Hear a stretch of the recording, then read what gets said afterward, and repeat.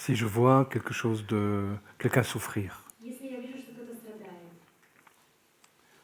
ce qui se passe normalement, в принципе, обычно что происходит? et c'est comme ça pour tout le monde, И так это касается всего.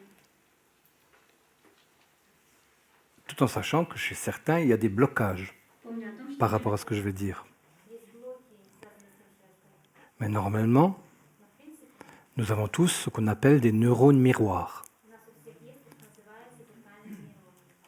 Lorsque nous voyons la souffrance de quelqu'un, c'est comme si cette souffrance se reflétait en nous. Et normalement, ça anime en nous la compassion, l'accueil chaleureux de cette situation. Et ça anime en nous une volonté de soulager cette souffrance.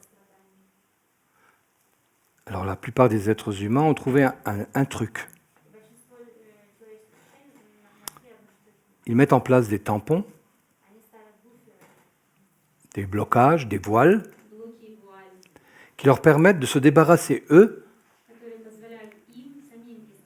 de ne plus ressentir la souffrance de l'autre. Le plus évident, c'est lorsqu'on se détourne simplement. Mais il existe d'autres mécanismes en soi qui empêchent la compassion de devenir active. Alors que le processus naturel, c'est la compassion active.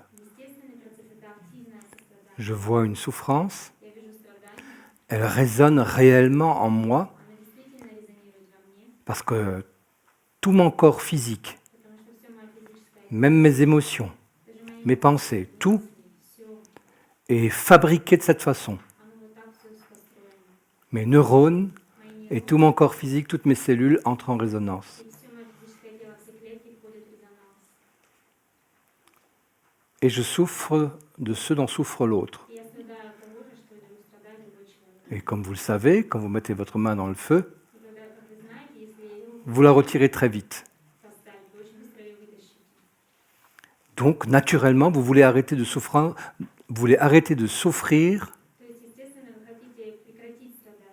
de la souffrance de l'autre. Quand vous avez un certain niveau d'évolution, vous trouvez ce que vous pouvez faire. La compassion devient active. L'amour ou la bonté deviennent volonté qui agit. Lorsqu'on peut faire quelque chose. Vous arrivez à comprendre ce mécanisme ? Mais beaucoup d'entre vous ont tellement souffert dans l'enfance que de vouloir encore souffrir de la souffrance des autres, ça ne les intéresse plus. Donc ils bloquent les mécanismes d'amour ou de compassion en eux.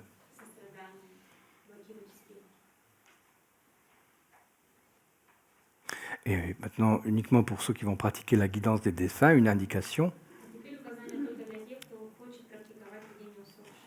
Ce phénomène-là, ou cette attitude-là, conduit à souffrir de la souffrance des autres qu'on n'a pas perçue avec compassion, dont on s'est détourné.